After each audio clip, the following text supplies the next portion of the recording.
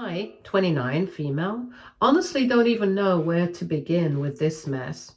5 years ago, my mom, 56, female, met Greg, 34, male, at her workplace.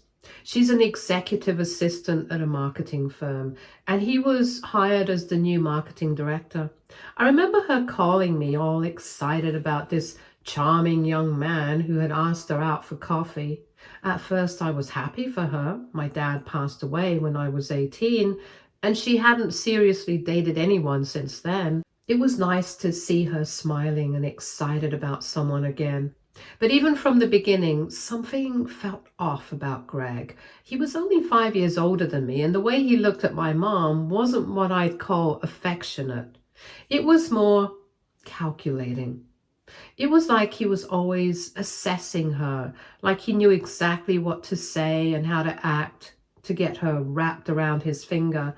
But she was absolutely smitten. She couldn't believe someone so young and attractive wanted to be with her. She told me over and over how he made her feel young again, how he was different from anyone she'd ever been with, how she had finally found the one. I wanted to be happy for her, but something about the whole thing made me uneasy. It wasn't just the age gap, it was how fast everything was moving. Within months, she was talking about him like he was her soulmate. 3 months into their relationship, she introduced him to me, and I just didn't like him. He was polite on the surface, but there was something in his demeanor that made me feel like he was putting on an act. Still, I kept my concerns to myself. I didn't want to be the bad guy. Then, 8 months after they started dating, Mom called me and announced they were getting married, just like that. No long engagement, no planning, no second thoughts. I remember hesitating before I responded because I didn't want to say something that would upset her. But I gently suggested they slow down, maybe move in together first, see how they handled real life together. And she immediately shut me down. "You just don't want me to be happy," she snapped. That stung. I backed off after that because I didn't want to ruin our relationship. A few weeks later, they got married in a small courthouse ceremony. I was the only family member there. After they got married, things started changing fast. Greg moved into my mom's house, the house I grew up in, the house my dad had left to her. I lived about an hour away, finishing my master's degree, but I visited as often as I could. Every time I came over, Greg made little comments about how I was always around and how I needed to move on with my life. It was subtle, but the message was clear. I wasn't really welcome. And my mom? She never defended me. She just laughed it off or changed the subject. Then, about 6 months into their marriage, my mom called me and said she was updating her will and estate planning. She told me Greg had suggested it was the responsible thing to do now that they were married. At the time, I didn't think much of it. It made sense in a way. When you get married, you update things like that, right? So I didn't push back. The real turning point happened about a year after they got married. I had come over for the weekend to help Mom clean out some of my dad's old things from the garage, something she had been avoiding for years. Greg was supposed to be on a business trip, so I thought it would just be me and Mom. But late that first night, he came home unexpectedly. Mom had gone to bed early with a migraine, and I was up watching TV in the living room. Greg came in, sat way too close to me on the couch, and started asking weirdly personal questions about my dating life. It made me uncomfortable, so I shifted away and tried to keep things light, but something about the way he was looking at me gave me chills. I went to bed early just to get away from him. The next morning, I woke up to screaming. Greg was in their bedroom yelling at my mom, saying I had come on to him the night before. He claimed I had flirted with him, touched his leg, and suggested we have some fun while she was asleep. I was in complete shock. None of that had happened, but he was so convincing, so outraged that my mom actually believed him. I tried to defend myself, but he twisted everything I said, making me look guilty. And my mom, my own mother, told me to pack my things and leave. She said she needed space to think. I couldn't believe it. I begged her to listen to me, to see through his lies, but she was completely under his spell. I left that day in tears, feeling like my whole world had crumbled. For weeks I tried calling her, but she barely answered, and when she did, she was cold and distant.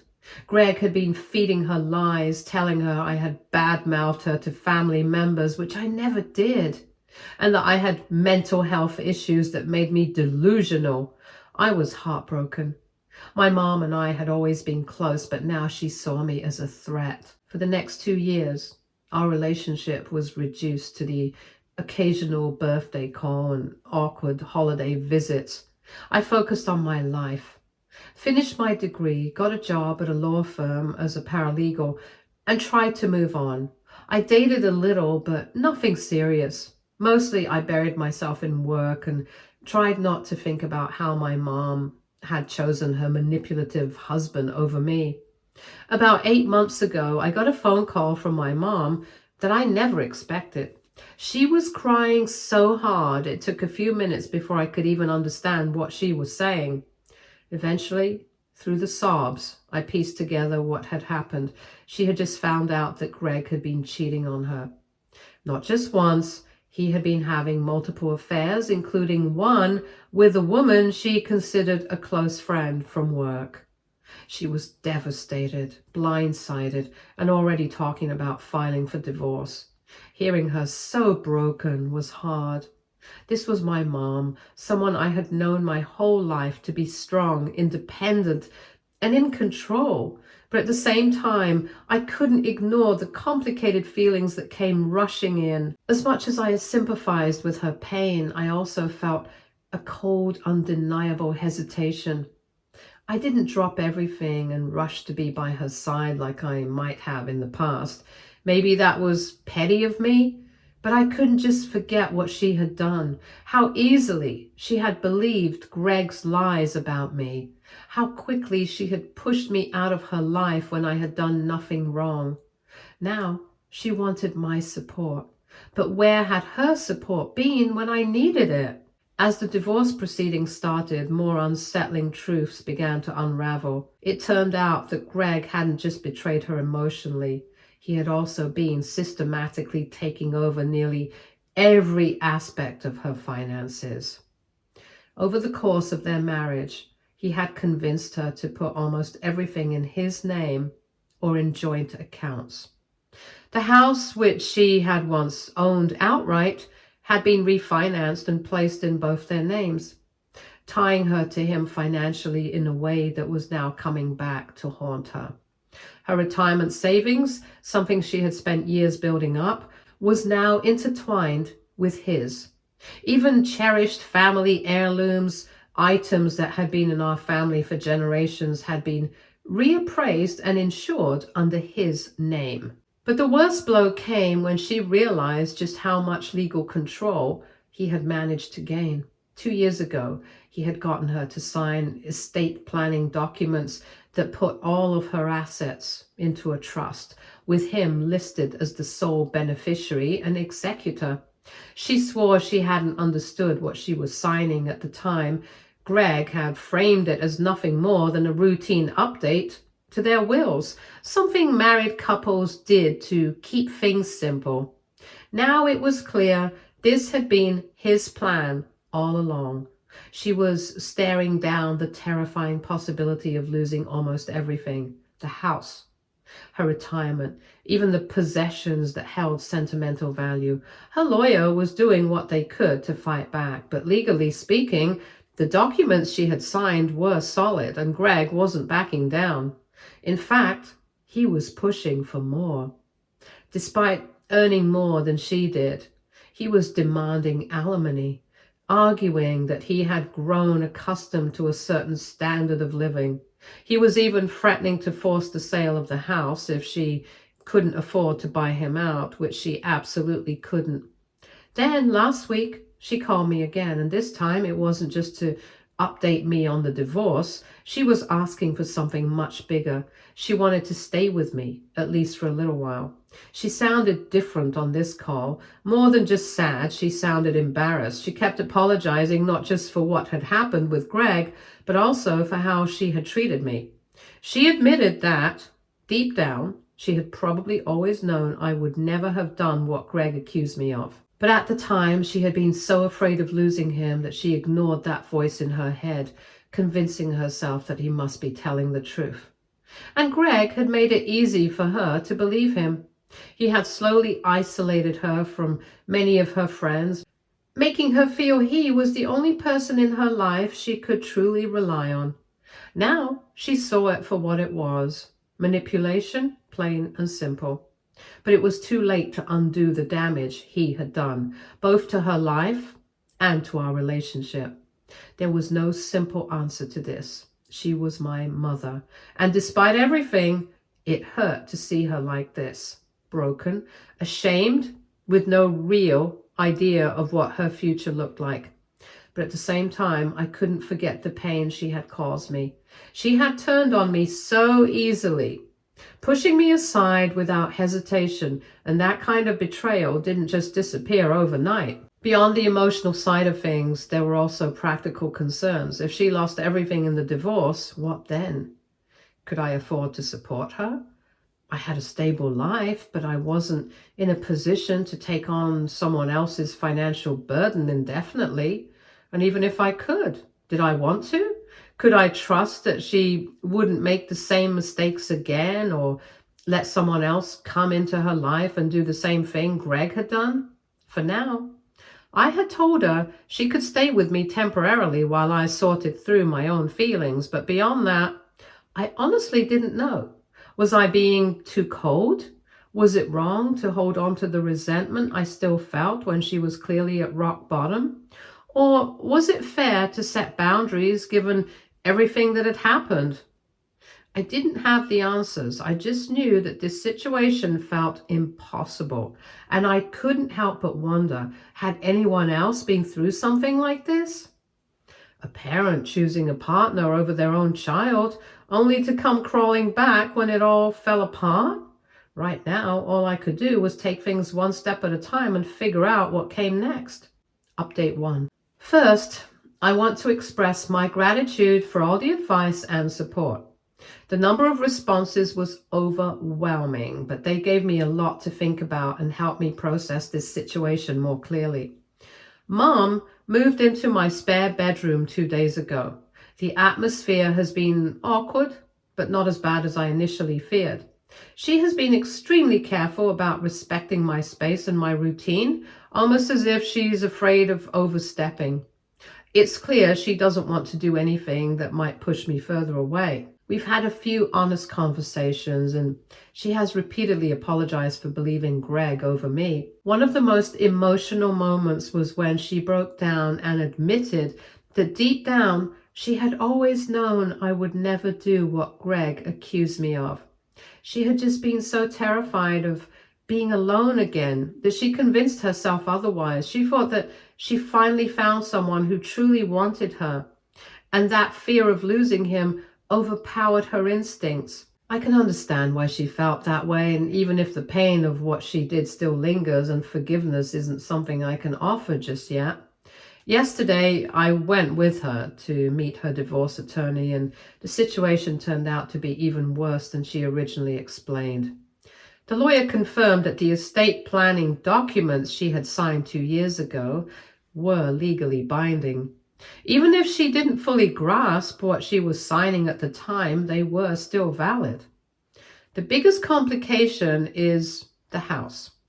It was originally in her name alone since my dad left it to her, but about a year into her marriage with Greg, they refinanced it together, putting both their names on it. This, along with the issue of shared assets and the significant debt Greg accumulated under their joint accounts, makes things much more complex than she had realized. The lawyer outlined a few possible strategies to fight back.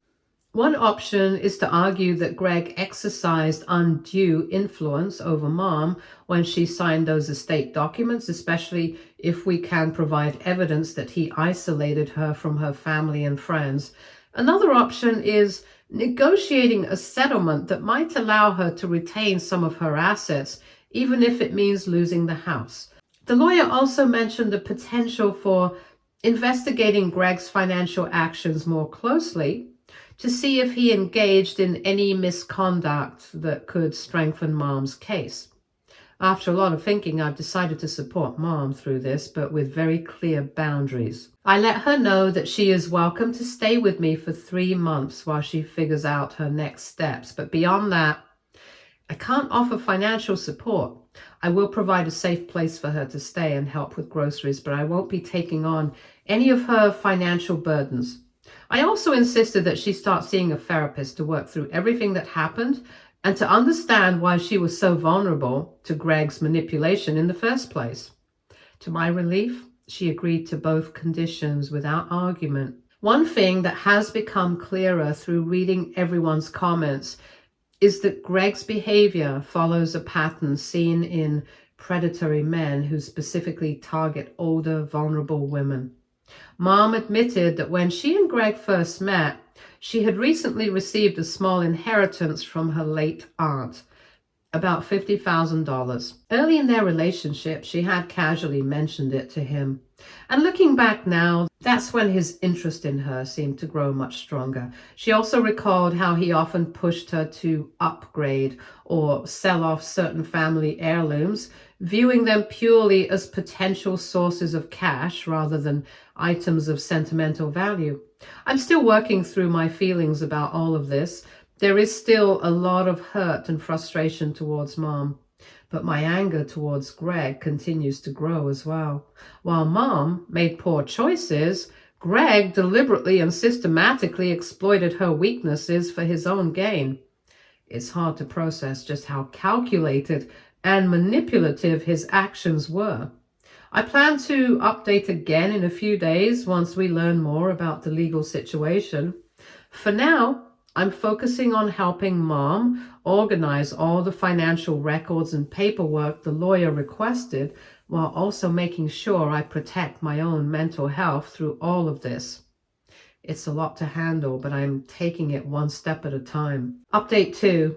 Past few days have been overwhelming with new developments that could change everything. Mom's lawyer called with some potentially game-changing information. During the discovery process, they found evidence suggesting that Greg may have forged Mom's signature on at least 2 significant financial documents. One document is related to a home equity line of credit, and the other involves transferring her personal investment account into a joint account. What makes this even more suspicious is that the signatures on these documents don't match Mom's usual signature, and the dates align with the time when she was out of town visiting her sister. The lawyer believes this could be a major break in the case, potentially strengthening Mom's legal position and even leading to criminal charges against Greg for fraud. To confirm the suspicions, they are bringing in a handwriting expert to analyze the signatures. Additionally, they have filed an emergency motion to freeze all assets while the investigation unfolds. For the first time in months, Mom is starting to feel hopeful that she might actually have a fighting chance to reclaim some of what she lost. Adding another unexpected twist to the situation, Greg's current girlfriend reached out to Mom through Facebook. She's only 24 and was originally an intern at the marketing firm where Greg worked. She started dating him about 6 months ago under the impression that he was already separated from Mom. Recently, she moved in with him and discovered some unsettling things. Among them was a notebook where Greg appeared to be tracking Mom's schedule and financial details. Even more disturbing, the notebook contained a list of other potential targets, women he had identified as having assets he could take advantage of. The girlfriend, clearly spooked by what she found, began secretly photographing the documents and offered to share them with Mom. She even said she would be willing to testify if necessary. Processing this new information has been difficult. If everything the girlfriend claims is true, Greg isn't just a manipulative opportunist, he's a calculated predator who has a system for identifying and exploiting vulnerable women. The lawyer is being cautious and wants to verify the authenticity of the documents before making any moves. But if they are legitimate, this could be crucial evidence in the case against Greg. On a more personal note, living with Mom has gradually become more comfortable. We're settling into a routine, and she seems to be regaining some of the confidence that Greg stripped away from her. She's already attended 2 therapy sessions and says that they've been helpful. She's also reconnected with old friends she lost touch with during her marriage, which has been good for her. One evening, after a glass of wine, Mom confided something to me that was heartbreaking. She admitted that on the night Greg accused me of making a move on him, she hadn't actually believed him right away. Her first instinct was that he was lying, but he threatened to leave her if she took my side. He told her that if she doubted him, it meant she didn't truly love or trust him. Knowing that she had already lost my dad and has struggled with abandonment issues since his passing, Greg manipulated that fear to make her believe that I was the real threat to her happiness, not him. Now, looking back, she's ashamed of how easily he was able to control her emotions and turn her against her own daughter. I can see that the shame she feels about betraying me might be even worse than the financial ruin he left her in. I'm still keeping my boundaries, but I can feel myself softening towards her. She's my mom, and even though she made a massive mistake, it's clear she was preyed upon by someone who knew exactly how to exploit her weaknesses. The road ahead is still uncertain. The legal battle could drag on for months, maybe even years, and there's no guarantee that Mom will recover everything she lost. But for the first time, there is a real possibility that Greg won't walk away unscathed, and that alone is a small victory. Update 3. I'm still in complete shock as I sit here writing this. It doesn't even feel real yet. Just yesterday, Greg was actually arrested. Like arrested. Handcuffed, read his rights and taken into police custody right there at my mom's workplace. I'm still trying to wrap my head around it. This all started moving really fast after Mom's lawyer filed an emergency motion to freeze her financial accounts. They'd uncovered some serious red flags. Suspected forgeries, weird signatures, inconsistencies in dates on documents Greg had supposedly helped her with, that kind of thing. It was enough for the court to put an immediate hold on several accounts. I guess Greg found out somehow, and that's when everything started unraveling. According to Mom's lawyer, Greg totally freaked out, like full-on panic mode. He apparently tried to liquidate some of the accounts, pulling out large sums of money and trying to wire it to offshore banks. The banks thankfully flagged it instantly. Fraud alerts were triggered, transactions were blocked, and one bank even contacted the authorities directly. That move alone put him on law enforcement's radar. But that wasn't enough for him, apparently. When the money transfer didn't go through, Greg showed up at Mom's job, unannounced, during office hours. He made a huge scene, yelling and demanding to speak with her, accusing her of betrayal. It scared the hell out of her co-workers. Security had to step in, and when they couldn't calm him down, they called the police. He was arrested on the spot for harassment and disturbing the peace. But here's the craziest part. When they processed him at the station, they discovered there was already a warrant out for his arrest from a neighboring state. Turns out, Greg had pulled a similar scheme on an ex-girlfriend a few years ago before he ever met my mom. That case had been cold because he vanished before charges could be filed, but the warrant was still active. After the arrest, the police got a search warrant for his apartment. And what they found, honestly, it chilled me to the bone.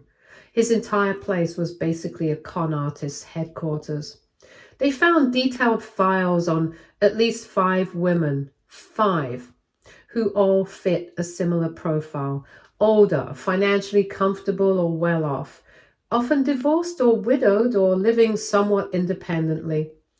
He had notes on their assets, timelines of their relationships, and even comments about how to manipulate each one based on their insecurities. It was methodical, disturbing, and clearly a pattern. Included in what they seized was the infamous notebook his current girlfriend had mentioned, the one he always carried but never let her read. Turns out it was filled with scripts, notes, and even copied financial documents from his victims. One part that really hit me hard was a script he wrote out for confronting the families of his victims, like their adult kids, siblings, or close friends who questioned his involvement. And I swear to you, some of the phrases in there were word for word the things he said to my mom about me when he convinced her to cut me off.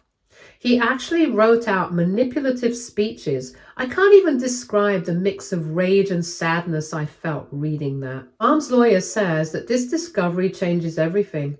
Now that there's clear evidence of fraud, coercion, and a repeated pattern of financial manipulation, she's a lot more confident they can reverse most, if not all, of the transactions Greg pressured Mom into.